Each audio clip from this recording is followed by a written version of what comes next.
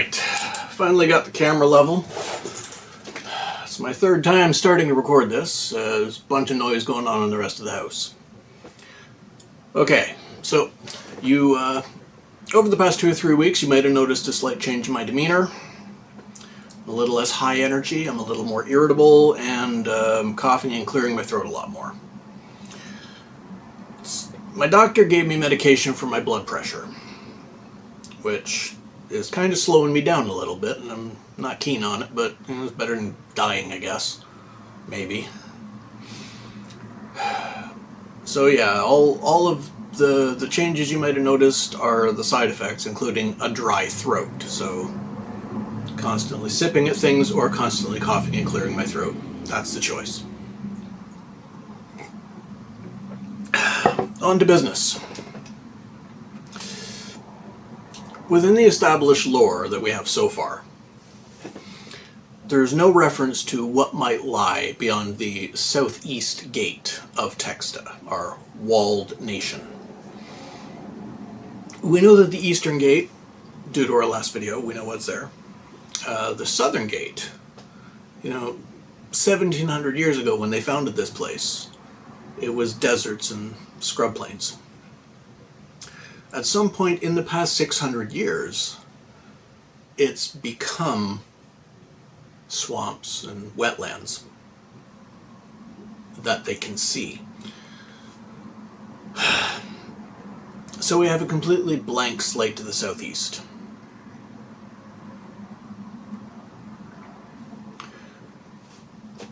We know it will lead toward a more tropical climate because of the direction and the point at which we sit in the world.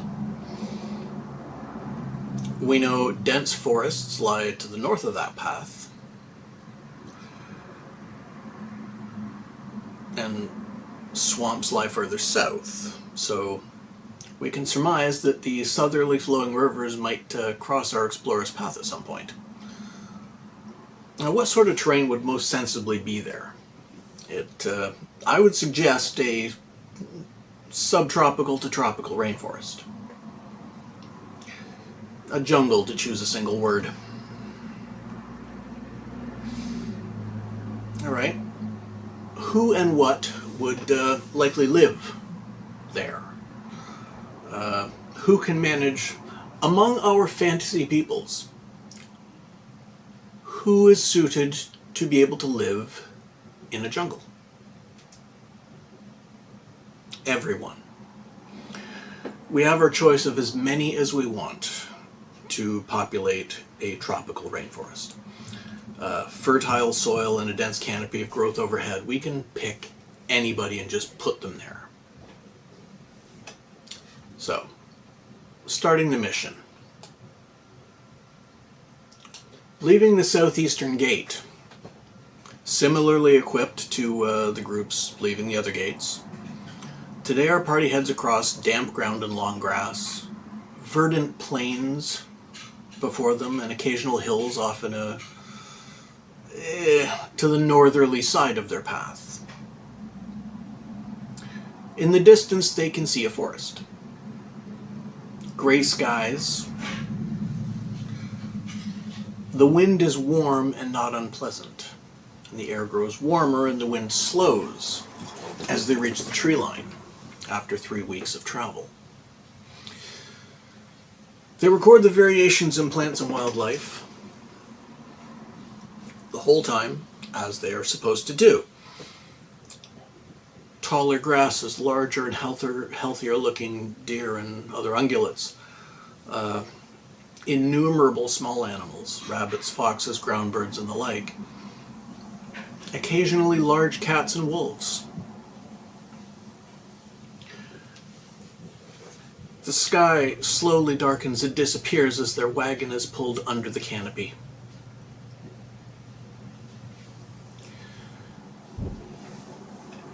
Over the course of days, brightly colored songbirds are more abundant, as are snakes, both large and small. Lizards, insects, and spiders. Travel slows to a crawl as the vegetation becomes more dense by the day. Within another week, they have to abandon their wagon, and the goats become pack animals. It makes travel easier as they're forced to cut and hack their way through the brush. The explorers' clothing and gear is slowly abandoned along their path as it becomes more a hindrance than help with the rising heat and humidity. Gathering food and water becomes far easier than carrying provision. The land here seems to provide for every need but one: protection. Not just from the snakes and biting insects, but larger predators as well.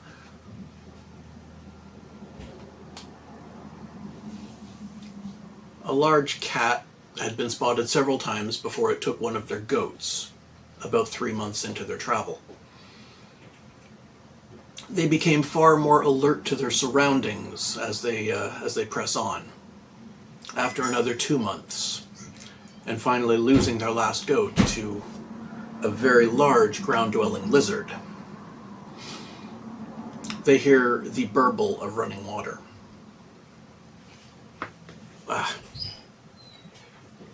Our explorers are excited at the prospect of a river and potentially fish, as well as the thought of easier traveling depending on which direction the river flows.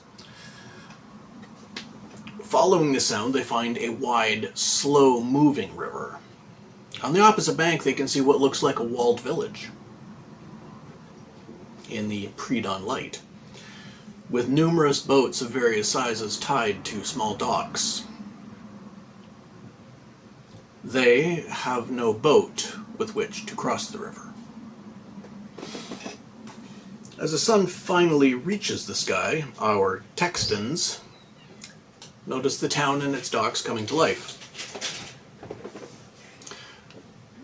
A strange cat-like being racing along the canopy from tree to tree notices our intrepid explorers and stops to speak.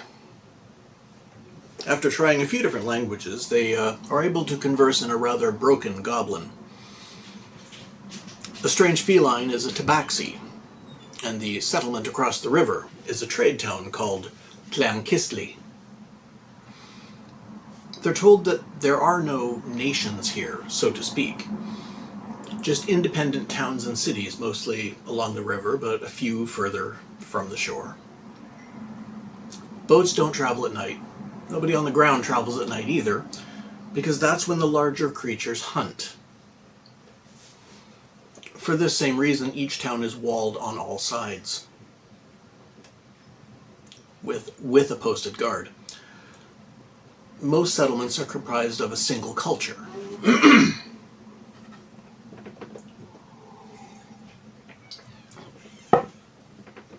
There are elves, lizard folk, grung, guanti, humans, goblins, halfling, probably some others.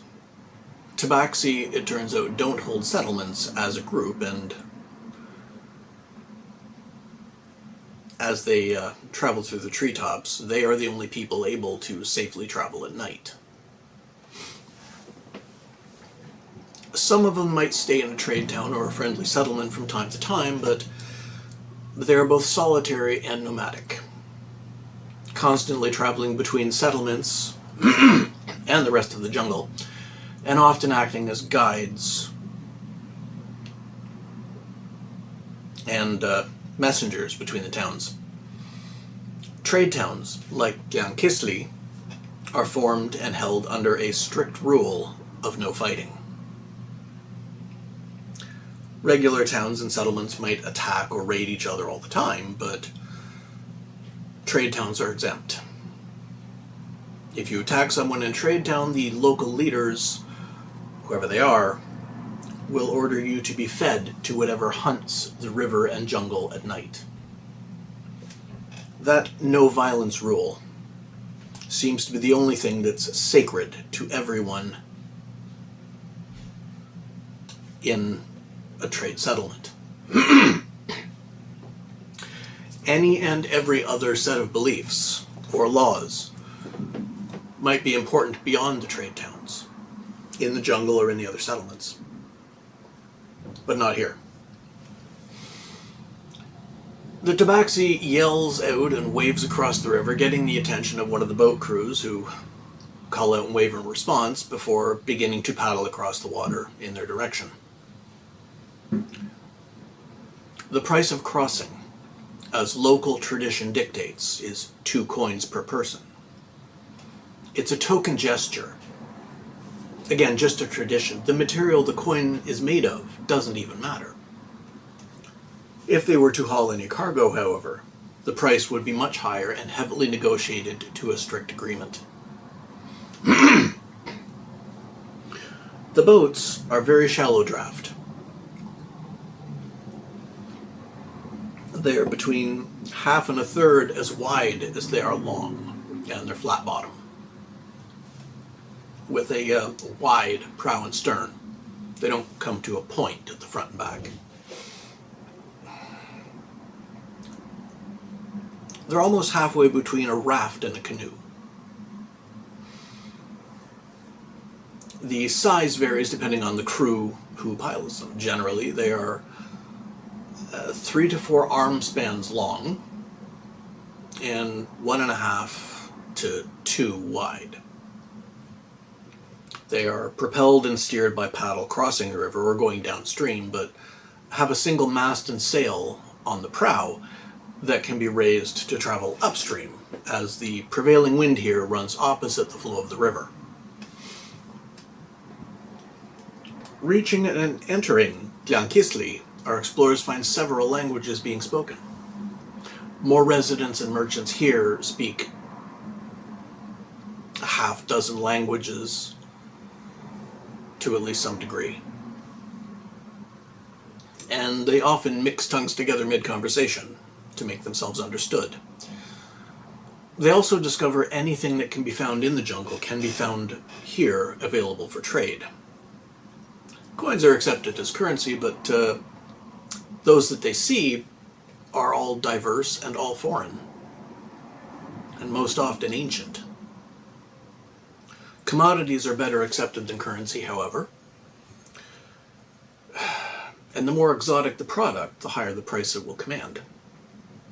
Starchy processed flour said to be made from a tuberous root, as well as the roots themselves.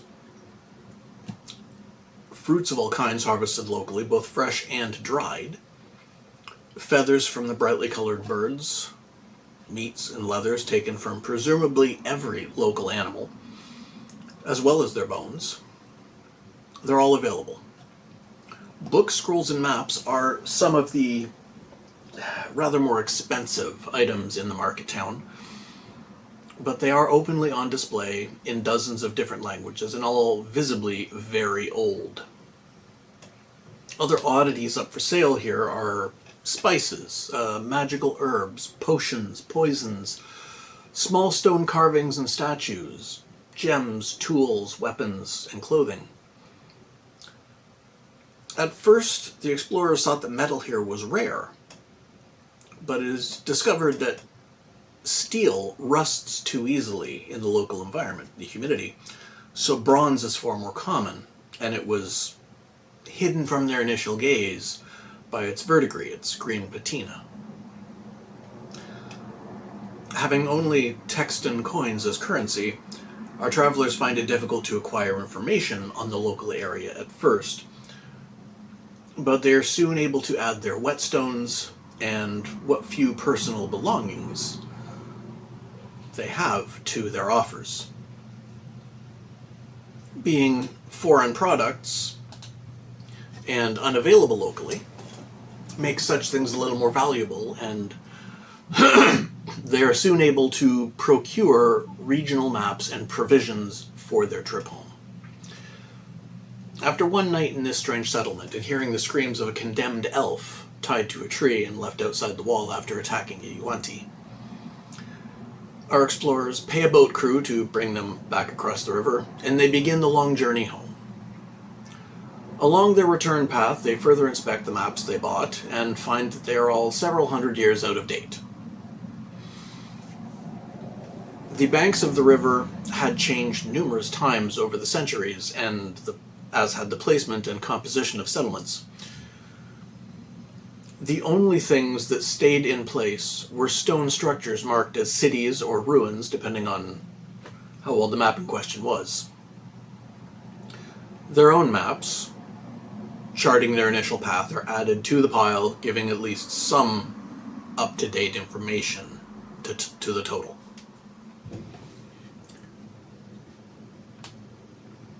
This one might actually work as a campaign. There's a goal at the end. There are difficulties along the way which can be overcome by the characters. There are puzzles of one kind, figuring out what languages to use, following traditions, finding out the local laws, potentially combat with whatever wildlife that comes across their path, or people from settlements outside of the trade town, if they decide to explore outside the trade town. There's a reward at the end, getting whatever maps they find and figuring out what they have that will be accepted as trade.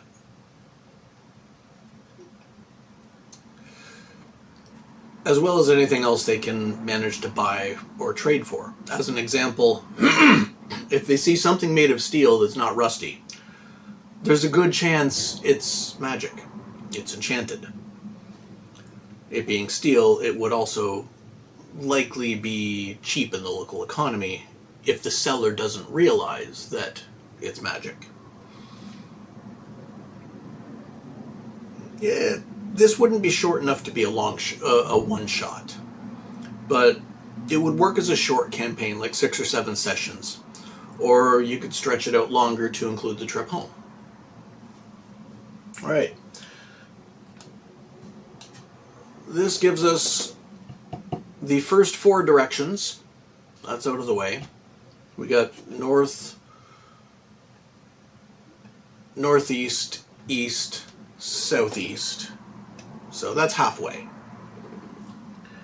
Map's going to look pretty interesting once it actually gets drawn. I'm hoping I'm not the one who has to do it, but I probably will be. If anybody's interested in doing that, or doing any kind of illustrations for this project, let me know either in the comments or through the email address on my channel page, and we'll figure out a way to pay you to do it. Okay? As always, like, share, comment, and subscribe, and I'll talk to you next time.